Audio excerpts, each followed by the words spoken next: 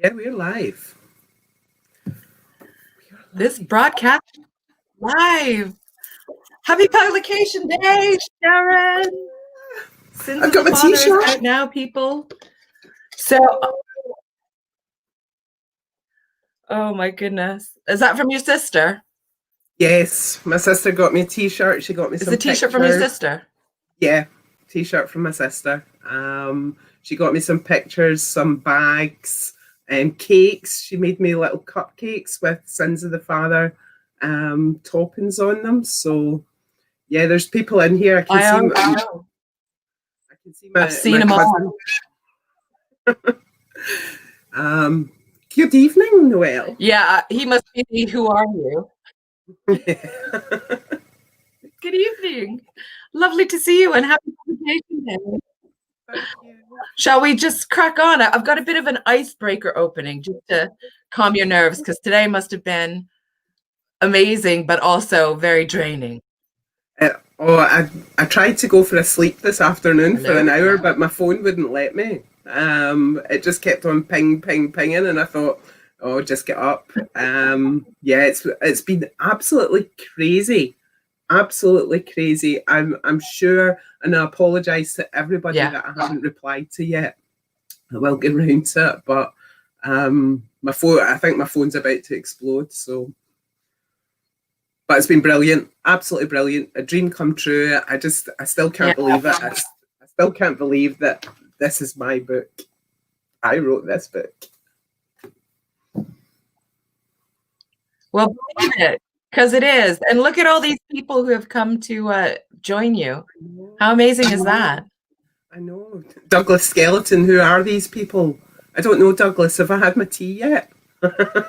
Probably not. But hey, I've got gin, so all is good in the world. Yeah. Cheers. Cheers to you. I've got my Long Island iced tea. Oh, bloody Scotland days. Bloody Scotland days. Okay, so. Yeah. Are you ready? I'm going to do a little icebreaker for you of this or that. Okay? Right, okay. So, tea or coffee? Oh, tea first You thing. Ready? Yep. I'm ready. Tea or coffee? Tea first thing, followed by coffee. Okay, tea or coffee? Tea, followed by coffee. Beer or gin? Gin, every time. Beer or gin? Gin. Summer or winter? Oh, winter. Definitely winter. Can you hear me? Winter? Movie or book? Oh, book all the way. Yeah, I can hear you. Book. Definitely book all the way. But if anybody wants to make a movie of Sins of the Father, morning or night? Nighttime. Definitely nighttime. Okay. Crime thriller or psychological thriller? Oh, well, that's too hard. Both. Obviously, both. Both of them. Okay, yeah. I'll let you have that one. Okay. Paperback or Kindle? Both. Paperback, because I can get them signed. Paperback. Good answer. Series or standalones? These are too hard. Paperback. Series or standalone? Both. Too hard. Both. These are too hard. It's like, who's your favorite kid? Both of them.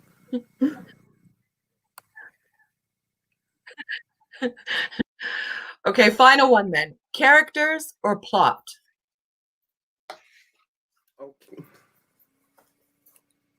Characters. I'm going to go with characters. Yeah, I'm going to go with characters tonight. Plot tomorrow. Okay. Yeah. Okay, so now that we've got that out of the way, I want you to tell me about how today has been. But before that, before the lead up to publication. Tell me a bit about your journey, the road to publication here. Where did it all start to get you to this point today? Okay. I think, well, I've always wanted to write, but didn't ever think that I could be a writer. Thought writing was for other people. Then obviously I've always been a reader as well, and I suppose with social media and the book groups on Facebook and people on Twitter, I started connecting with other folk who were just as geeky about books as I am. And rather than just read books, I started to review them as well, and got to know a lot of bloggers, including yourself, Noelle. And I suppose that's where my journey probably began seriously, because people then started to say to me, "Oh, have you ever thought about writing yourself?" And I said, "Yeah, I have, but I couldn't do it." And they're like, "Well, why couldn't you do it?" So people made me start to question myself and think, yeah, well, maybe I could. Went along to a few festivals, a few book events, met people, got a wee bit more encouragement, attended some creative writing groups, and then we all know how you gently nagged me into going to Crime and Publishment a couple of years ago, because you sang the praises. Crime and Publishment is a weekend crime writing workshop retreat, if you like, run by Graham Smith and Michael J. Malone. And I went along, and I came away from that weekend thinking, do you know, actually, maybe I could do that. And I did.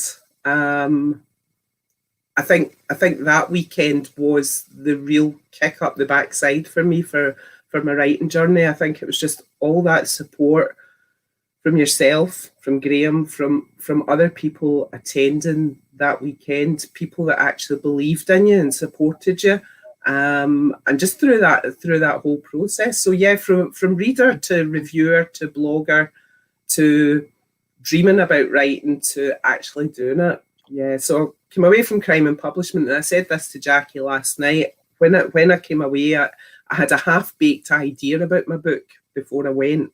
But when I came away, I really focused on it and worked hard on it and put my bum in the seat and wrote. Yeah, so it's been a bit of a crazy journey.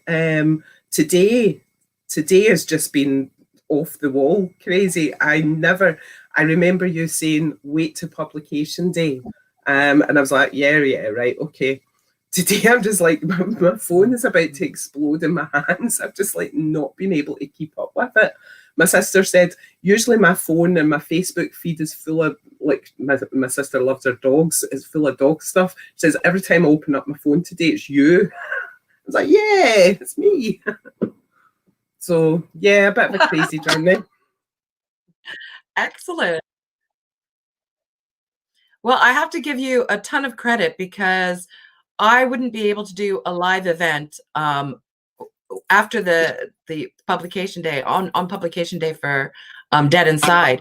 I was crying all day, like happy crying, but crying to the point where my eyes were like swollen. So full credit to you to be able to do this, because I would not have much been makeup able to I've got on. My eyes are pretty swollen. I've just got a lot of makeup on, Noelle. Yeah, it's exhausting. I should have used the other. Yeah. Soft light. Oh, you've frozen on me like this.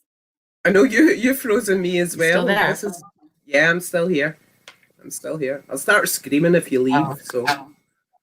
It's the problem of living in a village. Yeah. Yeah, well, you've got loads, like I said, loads of support. The names I see. I know I'm seeing incredible, incredible. So hello, everybody.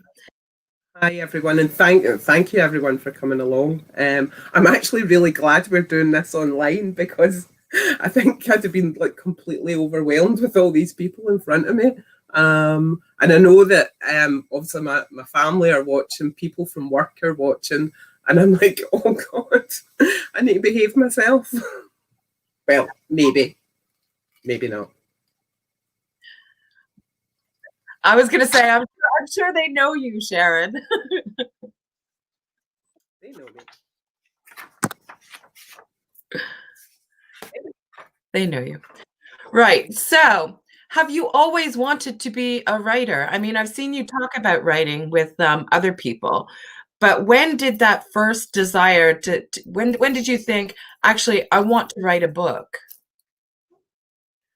I, I think, I think as kids we all have those dreams, and we all think, we've all got those wee scrapbooks of paper stapled together, with our garbled stories on them. But I think really for me the dream started when I started going along to book events and festivals, and I realised that writers were ordinary people. Writers, lived in ordinary houses. They had ordinary jobs, ordinary lives. They had the same shit going on in their lives as everybody else did. And they didn't just sit and gaze out a window and wait for their muse to land on their shoulder and write this book for them. So it was, I think then I thought, actually, maybe I could do this as well. So I think, yeah, it was the festivals and the book events and just meeting everybody else. When I started going to book events, I used to slip into the audience and slip back out, and nobody would have ever known I was there. The first time I was invited to a book launch was by Karen Sullivan in Waterstones in Glasgow. And I remember I drove into Glasgow and parked my car and got back into my car and drove back home again, because I thought, I can't go to a book launch. That's not for people like me. So once I plucked up the courage and actually, I thought it'd be all these literary people standing about the canopies and being really intelligent and things. And I thought, well, I can't do that. But yeah, I think now I know the truth. But what happens at book events stays at book events. So I'm not giving away all the secrets. Yeah. But for anybody out there that thinks book stuff's boring, excellent.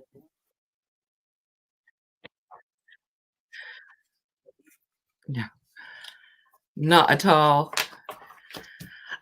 Sins of the Father is a standalone psych thriller. Would you ever consider writing a series? I wouldn't not say that I wouldn't write a series. I think for me, I worry about.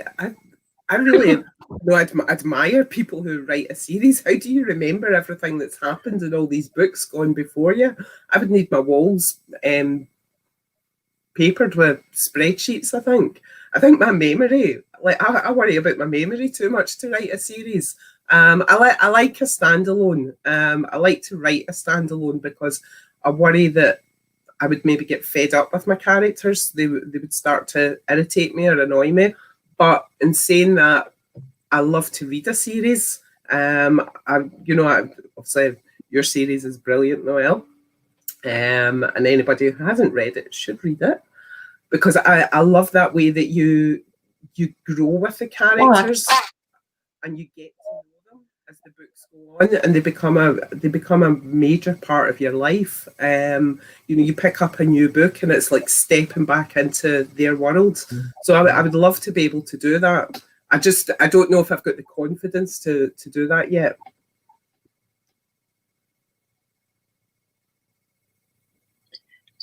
See, I would find writing a standalone, I think, a lot harder than the series, because you have to kind of wrap everything up in those 90,000 words, and I'm such a waffler, as you can tell, that I think, really struggle to get the whole story wrapped up in one. So, hats off to you for that. No, I do, and I like it. I enjoy reading a series and a standalone, but I would like to write a series, but I think that's more about my confidence just now. Thinking, would I be able to keep that story going? Would I be able to keep those characters going? The continuity and everything. So yeah, I think it's maybe a confidence thing with me at the moment that I don't know if I could keep that going or not. Whereas with the standalone, I write it and it's finished, and I'm like, right, you're gone. You're away from me now. You've left my life.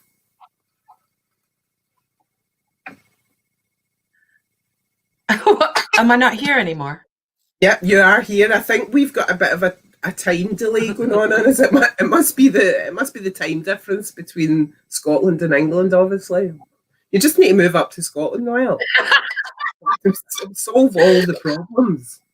I know. Well, that is the plan one day. If my books sell, it'll be sooner rather than later. So buy Noel's books, everyone, so she can move to Scotland.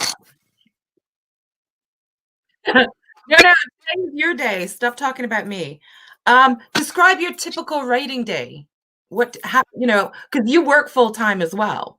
Yeah. Typical writing day would be work all day, Monday to Friday. I work Monday to Friday, so because I'm working from home just now, it's actually helped because I'm sitting at the computer in my house, and when I finish work, I don't actually need to leave my computer and go anywhere. So over lockdown, it's actually worked. So when I finish work between 4 and 5, I just go grab a coffee, a cigarette, then come back and start writing. Whereas it's harder when I'm actually traveling to work. Although I say travel, it's like 5 minutes down the road in the car. So I'm being a bit of a drama queen there.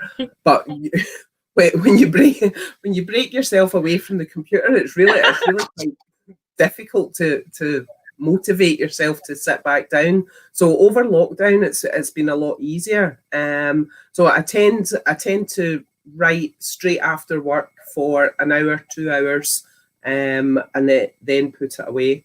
I think the last few weeks I've not done as much. I think I've been kind of focused on publication day. So book 3 that I'm working on is kind of lying away in the background at the moment, but next week when I'm off work, I'll get back to that. So typical day is go to work and then write for a couple hours straight after work. And usually at the weekend, Saturday is usually a write-off because I usually spend the day with my grandson. But Sunday, my favourite day for writing is Waterstones, Sucky Hall Street, downstairs basement cafe. So when that's open, that is my favourite place to go. You'll see me standing outside Waterstones at 10 to 10 in the morning with my laptop, just waiting for it to open, wanting to be the first person in there. So let me in. They've got a restraining order out against me, but I just go in disguise. I'm fine.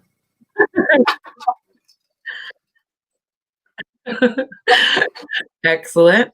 And I just want to say also, if anybody has any questions, feel free to pop them down so that we can ask Sharon in case I run out of questions and get too drunk. No, I'm kidding. If they're difficult questions, ask Noel.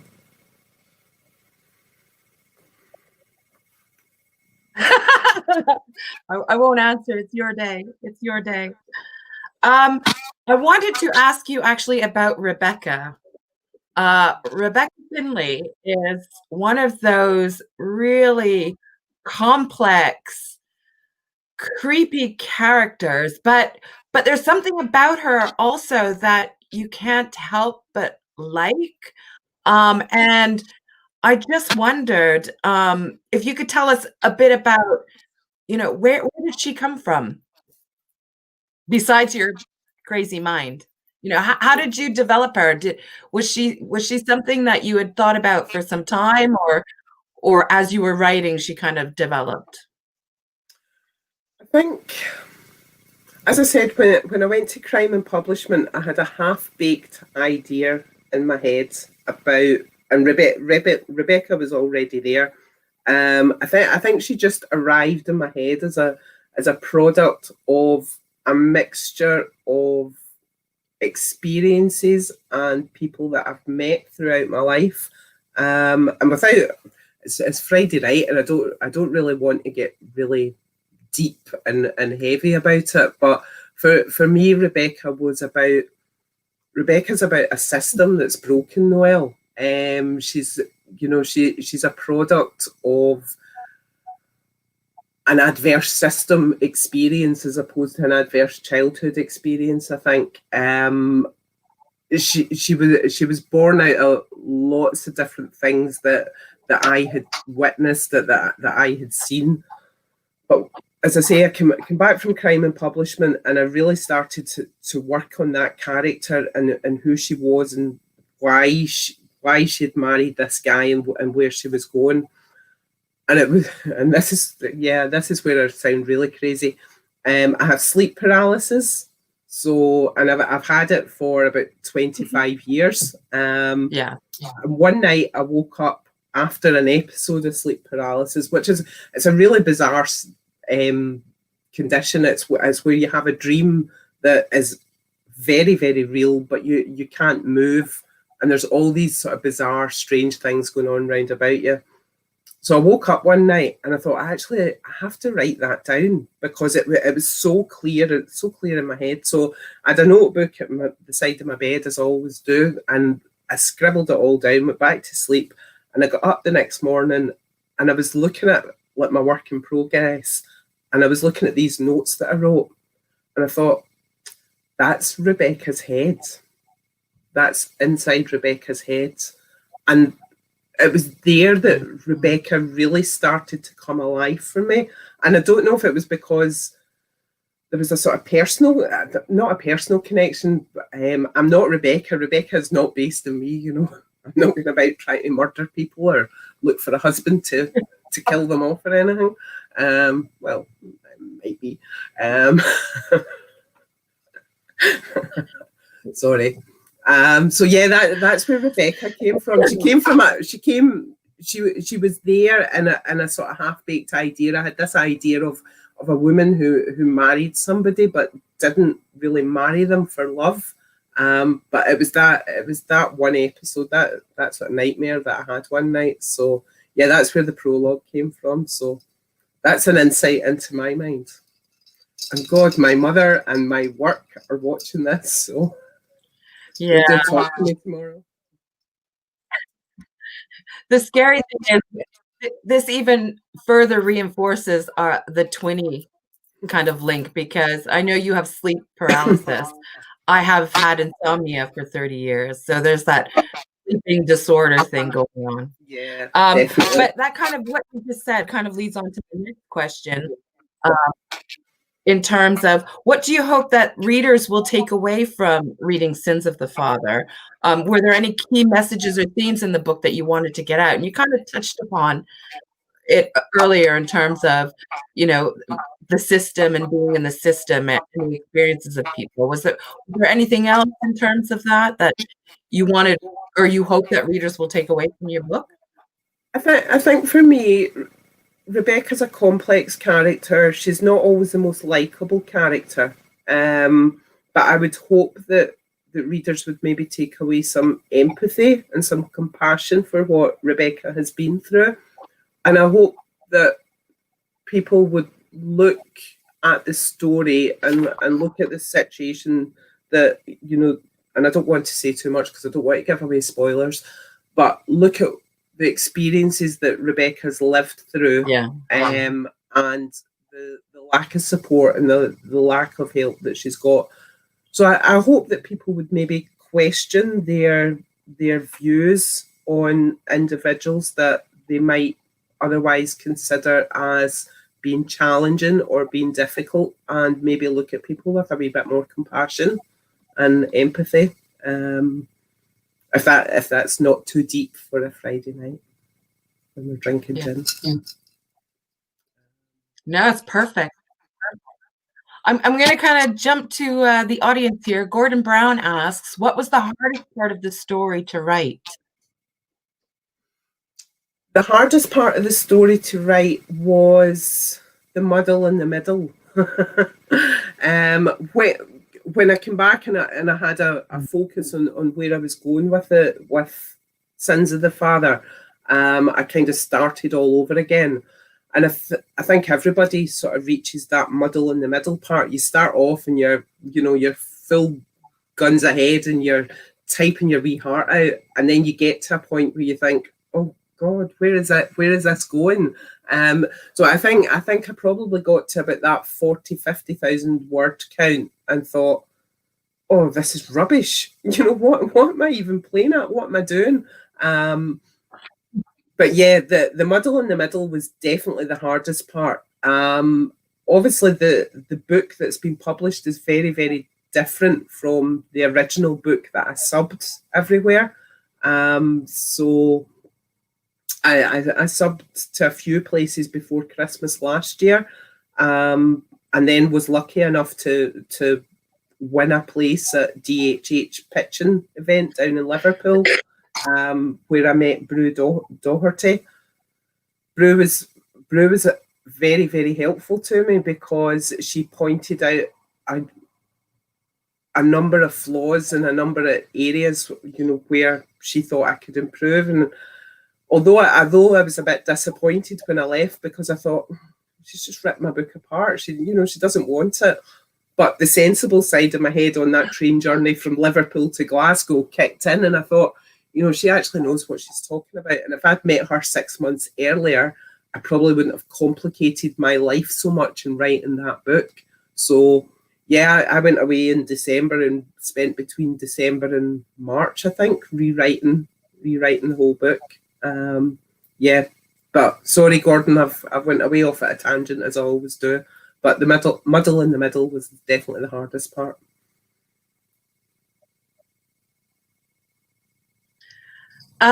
You kind of touched upon something I just wanted to point out, and I don't think it's a big secret. I've read every version of this book, and each version just got better, stronger. No, not poor me at all. I loved seeing it develop. But what people probably don't know was, before you went to Brew and you got that advice, you already had two publishers offering you a deal. I know. And I hate talking about it because it makes me sound like... How did you share? How did I what? Sorry? How did I what? How did you feel when you heard from Drew and then you thought about rewriting it? How did you feel having that offer on the table and then making the decision to turn it down? And I don't think people would think you were a diva, because I think you did what was right for you at the time. You wanted to make the book the best it possibly was. And luckily, one of those publishers came back and offered you a deal again. I know. I think I agonised about it a lot. I was quite lucky that I had a 4-hour train journey with lots of delays from Liverpool to Glasgow and a few nights to sleep on it after it. I think I agonised. I talked to a lot of people about it. I nipped a lot of people's ears. I emailed and called people for advice and their thoughts.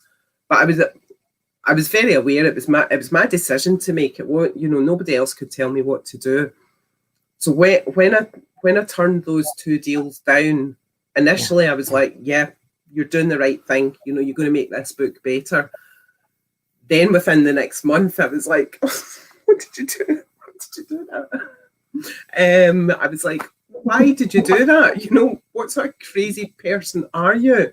But again, from everybody I know, I got a lot of support and a lot of reassurance that, that I was doing the right thing. It was my book and I had to make it the best that I thought it could be.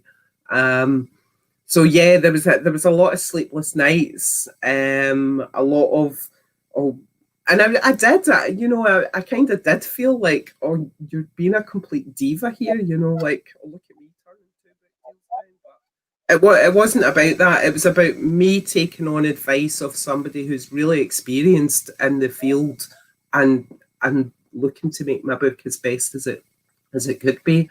And I was delighted when Red Dog came back and said that they still wanted it. Yeah, I was over the moon when they came back. and didn't write me off as a diva. They might after tonight though, but hope Sean's not watching. I doubt that. Christy wants to know, are you a planner, a pantser, or something in between? Definitely a pantser. And I see Mark Leggett's here. Mark Leggett is a planner. I'm a total pantser. Everything that I've written so far has come from a thought, a sentence, a scene that's played out in my head, and I thought, oh, I need to write that. I really want to write it, and I start writing something down. Obviously changes throughout, but definitely a pantser. But Susie Holiday recommended a book to me called "You Can Take Your Pants Off." It's not that kind of book. It is about writing. Mm-hmm. I can't for the life of me remember the person who wrote it. Susie will put it in chat. Yeah, and that's a really good book because I think it's for those folk that are in between planners and pantsers. So it let me for book 3 that I'm writing just now, it let me actually sort of put down a vague outline, which has changed so much since I started doing the outline. So I think the pantser is in my heart. I am not a spreadsheet person. I hate spreadsheets with a passion. I hate that level of planning in my own life. So I don't think I could do it with a book. I don't want to know every nth degree as I'm writing. I want to go with the flow and see where it takes me. But you know, Noelle, how frustrating that is, and you know how difficult it makes writing because you know you can go down all sorts of roads and you have to pull yourself back. So I'm just laughing at that. Douglas Skelton's just put a question up there. You absolutely can. No, sorry, it's just that time delay. I need to breathe.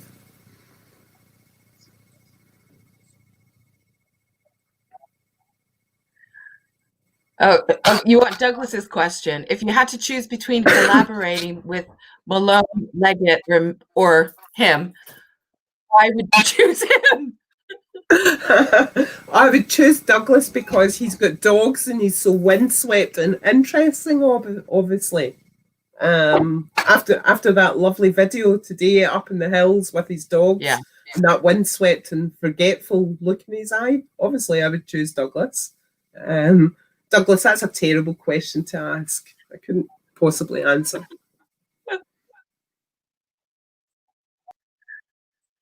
Oh gosh, that's hilarious. Just gonna see if there's any other questions that have come up.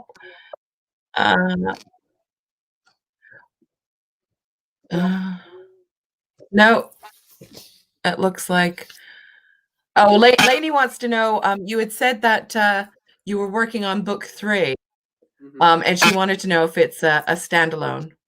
It's a standalone. The book 2 is subbed. I don't know if it's been published or not yet. That's a standalone as well, and book 3 is a standalone. I've not read it, by the way. Yeah, Noelle's read book 2. Well, she's read the first draft of book 2, so waiting to hear back about that. And I'm about 25,000 words into book 3, so but it's a standalone. Yeah, I don't know. I think I get fed up with my characters by the end of the book. I want them out of my head.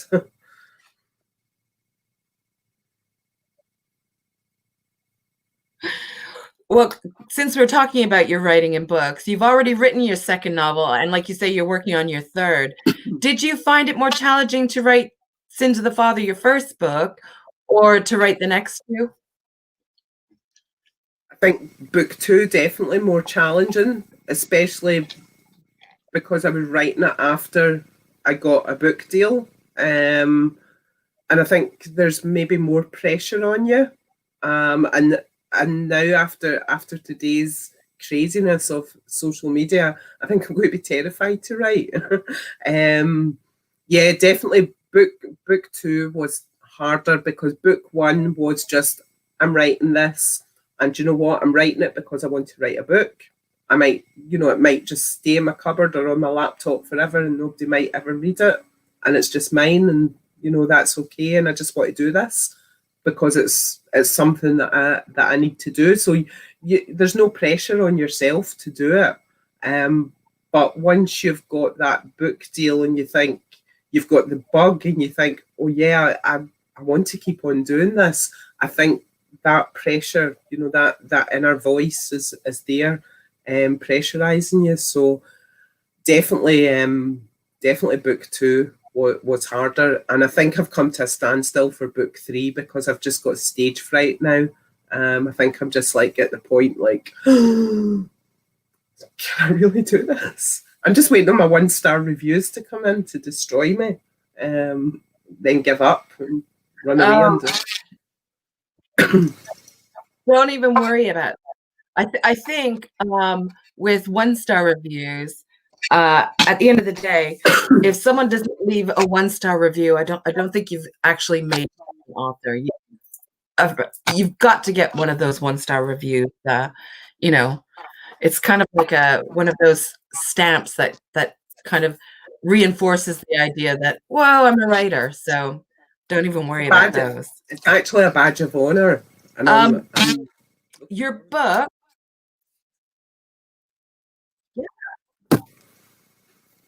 Yeah. Well, you're not really. Excellent publicity opportunity there. Your books, because I've read the second book, so I say books plural because I've read them both, but particularly Sins of the Father is really dark, really creepy, and I imagine it was probably quite draining emotionally to write. How did you get into the headspace, first of all, to write some of those scenes? And then how did you get out of the headspace and become that happy, chirpy Sharon we all know and love? Did you say I was happy and chirpy?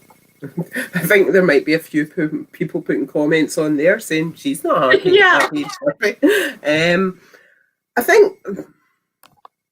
I don't think it was particularly hard to get into Rebecca's head or the mindset. I think a lot of what I write is born out of frustration at the things that I see that are wrong. So it's almost like it allows me to rid myself of all my frustrations and anger at things that I see that's wrong. And plus I have got quite a dark mind anyway. My mind does occupy dark places a lot of the time. I'm not the sort of person that would sit and put on a rom-com for amusement for the afternoon. I'm more likely to watch a serial killer documentary to pass my time than something bright and cheery. But I suppose to get away from things and to sort of clear my mind, well, Cooper, go for a walk, blow the cobwebs away and blow the darkness away. Taking Cooper out for a walk and across the moss, the woodland where I live is my way of sort of blowing those cobwebs away and emptying my head of some of the darker thoughts. Though in saying that, when I walk through those woods and it's quite misty and foggy and darkish in the morning, then the thoughts go to dark places as well. So Noelle, we're 20s. We've got dark minds.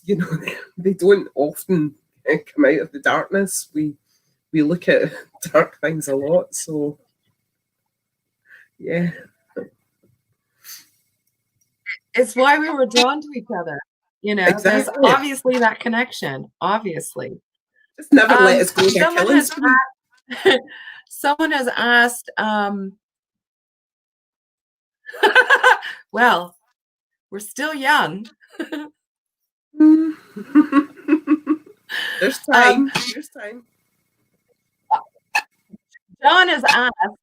Yeah, John has asked, and I'm guessing I know the answer to this.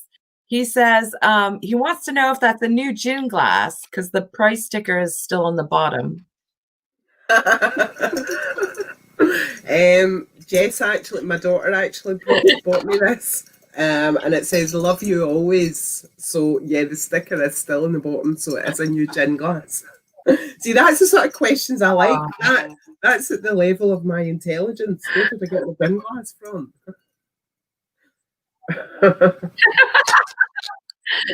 After a few gins, that's a level of our intelligence. Joe wants to know what part of the writing process do you enjoy the most?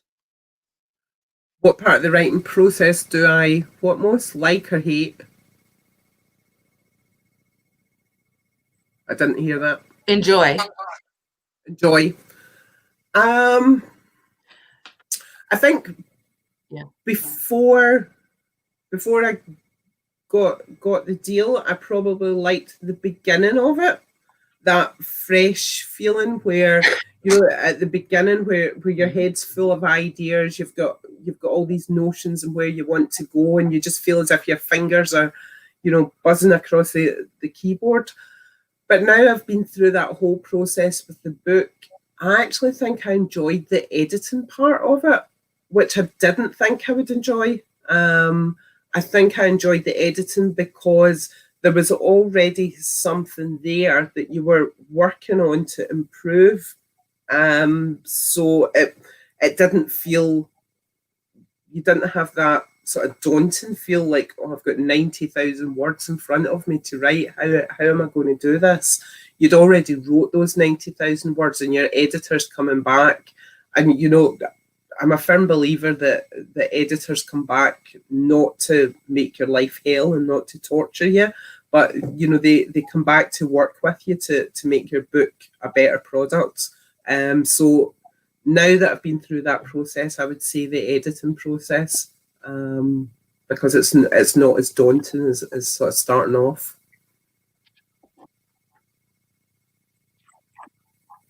Yeah. What comes first for you when you start writing, the story or the characters? The story.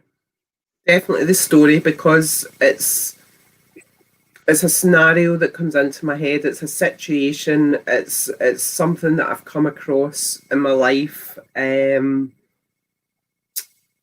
definitely the story. The story comes first to me, and the characters, because the characters, when I start off, the characters are sometimes character X, sometimes character Y. I think it's really hard to choose character names.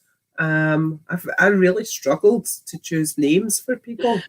I'm like, oh, Mr. A, Mrs. X, because I was like, as soon as I give somebody a name, they start to exist inside my head. But I want to know about their life. I want to know what situation they're in first. So definitely the story comes first for me. I know a lot of people say the characters, but for me it's definitely the story, because it all starts off with what if, or this has happened and how do we deal with it. As soon as I put characters into it, it can take it in a different direction. So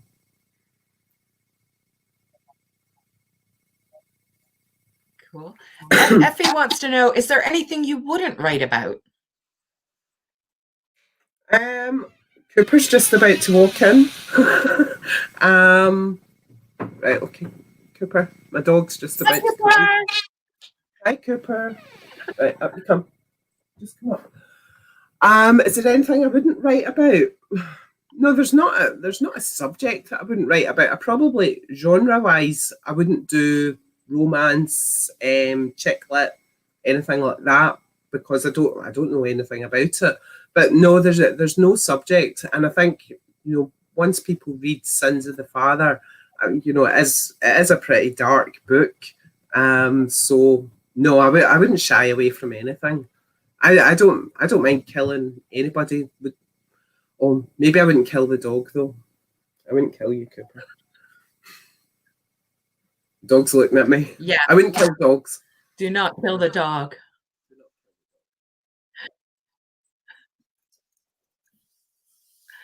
Ann Miller has asked this a few times, so I better get it out to you. Will Sins of the Father be coming out on Audible? I'm not sure. We'll need to ask Red Dog Press. Need to ask Sean. I'm not sure if it'll come out in Audible. I can't answer that one. I'm sorry, Anne. And if it does, I'm certainly not reading it. Nobody wants to listen to my dulcet tones. And Nick,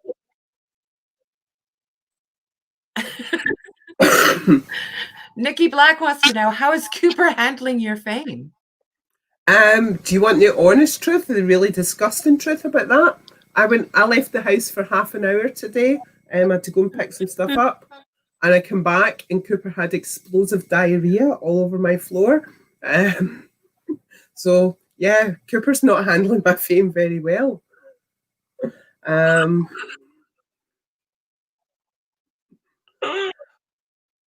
Yeah, so... Oh, my God. Oh, sorry. At 2:00 this afternoon, I was up to my arms in orange rubber gloves, bin bags and towels, cleaning up after Cooper. So, yeah, he's not handling it well, Nikki. Well, it is after the watershed, almost.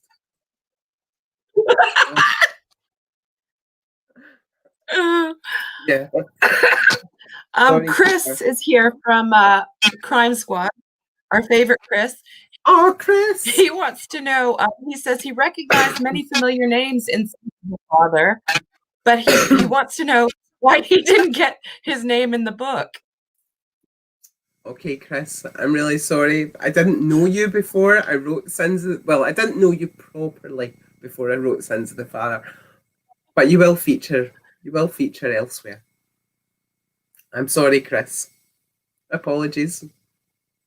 There you go. You've heard it here, Chris. You're in book 3. You're in book 3, Chris. You might not want to be in book 3, but you're in it. Sorry, I told anybody about. Can you tell us a little about the setting for the setting for Sins of the Father? Sorry, no, we're both talking over each other there. Yeah, can you tell us about the setting? Okay. No, it's fine. Would you? I mean, obviously, in Glasgow, in Scotland, would you ever consider writing a story outside of Glasgow as well? So two parts there. I suppose for me, the setting, Sins of the Father is set in Glasgow, and there are parts of the book that are set in places that I know really well. There's parts of the book that are set in places that are completely made up. So East End of Glasgow features, my local area features a wee bit as well. But for me, Sins of the Father, the setting wasn't so much geographical. The setting was more about set inside Rebecca's head. So the actual geographical setting was there, but for me, the setting was about inside her head and inside systems. Book 2 and 3 are both set in and around Glasgow. Probably not Glasgow as in Glasgow city centre, but the sort of suburbs, the outside of Glasgow. I don't know if I would go outside Scotland. Scotland's in my heart. It's where I know. I think I would struggle to move my head outside of Scotland to set a book. But I don't know. Maybe I should just travel somewhere exotic and set a book there, just for the research and tax evasion purposes or something. So. I was going to say, you could expense it. Expense it, definitely. Yeah. Christy also asked about research. Did you have to do a lot of research when writing Sins of the Father? Not too much research. I think a lot of the stuff in Sins of the Father are issues that I'm already aware of and know about. So I think a lot of the research, there was a small bit of research, but not too much. So I suppose I was quite lucky, and I suppose I focused a lot on this book based on my own sort of professional and personal knowledge and understanding. So no, not the research wasn't onerous. Probably book 2 and book 3 I've done a wee bit more, or I'm doing a wee bit more for book 3. But no, maybe that makes me a lazy writer. I don't want to do lots of research. But I think I'll always write about things that I know about. Things that I know about, and I think there's a danger with research that you can go too far, and then your book just becomes like an information dump. You know, there's lots of things in Sins of the Father that I suppose you could have put a lot more information and a lot more background, but it takes away from the story, I think, if you give too much information there. So yeah, no, not too much. Lazy writer, Sharon. Yeah. Joe wants to know, do you find writing dialogue difficult? I didn't find it difficult. I suppose the translation from Glasgow to the Queen's English might have been a bit difficult at some points. I remember in Sean's edit notes, he's like, "Chap the door," and I'm like, He's like, "I know what you mean," and I'm like, "But everybody chaps the door," and he's like, "No, they don't. They knock the door." And I'm like, "All right." So I suppose from the Glaswegian from the Glaswegian to other people understanding what I'm saying. No, I didn't. I don't find it difficult to write, because I think when I was writing and when I was in each of the characters' heads, I think I was involved and immersed in them enough to know how they would speak and how they would react. Dialogue was probably I enjoy writing dialogue. I really enjoy writing dialogue. I like that conversation between people, and you know, that how people sort of spark off each other. So no, but you know, ask Sean maybe my edits when he had to say, "What does that actually mean, Sharon?" I'm like, nobody know what that means.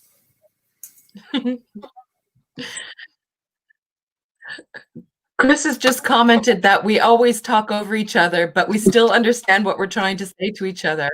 And although it makes him dizzy and being with us, it's all fun. And Joe has asked, "Is Cooper your husband or the dog?" Cooper's my dog. It's me, my dog. I think if I came home to my husband shitting on the floor, I'd be pretty upset. Yeah, he wouldn't be my husband anymore if he was. Oh my God, I'm dying here. No, Cooper's definitely the dog. Yeah. If I'd come home and my husband had loads of diarrhea, then he would have been gone.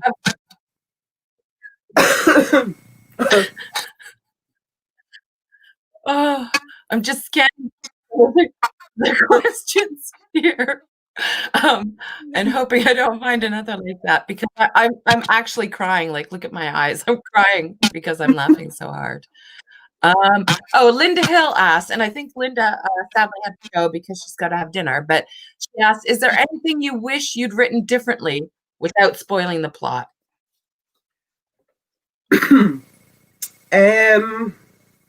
Probably if I picked up my book and read it now, then there's probably a lot in it that I'll wish that I had written differently. And Sean had said to me the other day, because I obviously I've got the blog tour going on just now, and you know, there's been some really fantastic reviews. I've been blown away by the reviews I've had so far from the blog tour. And I messaged Sean and I says, "Oh my goodness, I might actually read my own book now." And he's like, "No, don't, Sharon." He says, "Don't read your book." He says, "Because you'll torture yourself if you read it." And he said somebody had told him that once you hand your book over to the editor and the readers, it's no longer your book. It doesn't belong to you anymore. It's the reader's book. So Yeah, I'm not going to read my book anymore. I'm not going to look at it because I've already like flicked through pages and went, oh, why did I say that? Why did I not do that? Yeah, there's probably there's if I if I was to sit and read it from page to page, there'd be loads that I would think, oh no, I wouldn't put that in, or I would change that. But it's too late now. It's gone. It's not mine anymore. It's not my baby anymore. It's out there. I think though, especially yeah, I think as you start writing your other books, you kind of reflect back on how you wrote your debut. And you got to remember that's your first book. So it is that learning process as well. Yeah. So yeah, don't torture yourself. Absolutely don't torture yourself. I'm sorry. I'm still like cracking up about Cooper being your husband and shitting on the floor. I've got to stop. I got to move on.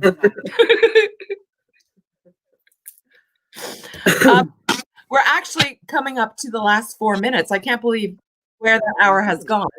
But I do want to I do want to ask you, being your debut, what advice would you give an aspiring new writer? Okay. I think the advice that I would give anybody setting out to write would be take all the advice that you get, but use the advice that works for you. Don't beat yourself up. I think especially over lockdown, I really beat myself up over lockdown because everybody was posting on social media, like wrote 10,000 words today, wrote 5,000 words today. And I'm like, oh God, I've done nothing. I've done nothing. So I think it's really important to listen to everybody's advice because all the advice I've been given has been fantastic. And I've taken little nuggets of it and I've taken what works for me and I've used it for what works for me. I think if you take everybody's advice on board, your head will be like a washing machine because there's so much conflicting information that goes out there because everybody's got their own way of doing things. So take the advice and use what works for you. But for me, the best part of advice is just sit down and write. And I think Mark Leggett's went away for his tea, but Mark Leggett always told me was sit in your bum and write because you can't edit a blank page, and that's true. Doesn't matter what you write, it doesn't matter what you put down in that page. You can do something with it. If you've got a blank page in front of you, you can't do anything with it. So just write, and don't beat yourself up if you're not winning according to everybody else's goals. Yeah.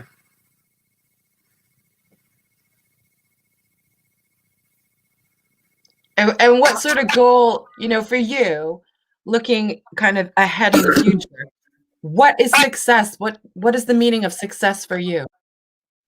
My aim in life is, and it nearly happened tonight, is to be up in Waterstones in Sauchiehall Street, to be up being interviewed on the stage up in Sauchiehall Street.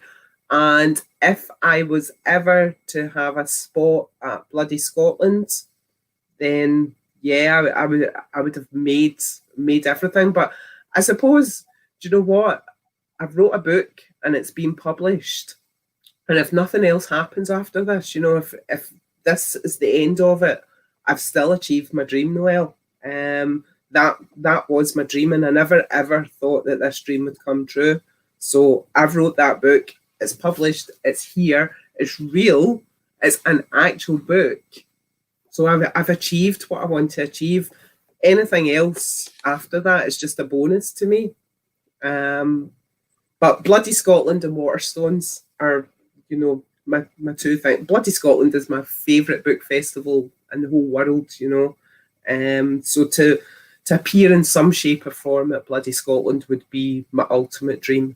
To be in Waterstone shelves, absolutely. But I've wrote my book, it's published, I've done it.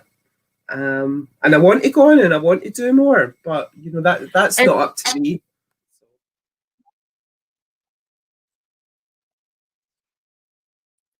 I was going to say, I have no doubt that, circumstances changing, obviously, that next year, both of those will be more than achievable.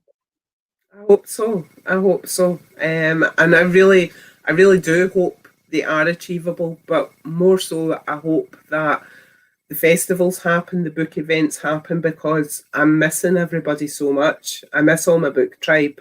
I miss that inspiration, that boost of inspiration that I get when I come away from a weekend, whether it's crime and publishment, Bloody Scotland, Harrogate, Butte Noir. I come away fired up and I come away full of enthusiasm. And this year I've just really missed it. I'm like a flat battery this year. I've not had my book tribe fix. So yeah, next year it needs to happen. Yeah. It will. None of this, it needs to. It will. We'll be there. So I'm going to end off now, and I'm going to just read.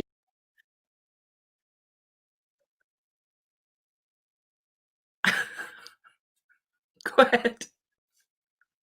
No, I'm not saying anybody, and I'm just saying Chris said, when I see you, can you please not be full of the cold? Yeah, that was the last time I seen Chris at Crime and Publishment, pre-COVID days, where I wasn't very well. So that's true. I think I'm going to end off. We've just run over the hour, but I'm going to end off here by asking you: do you have your book in front of you? Yes.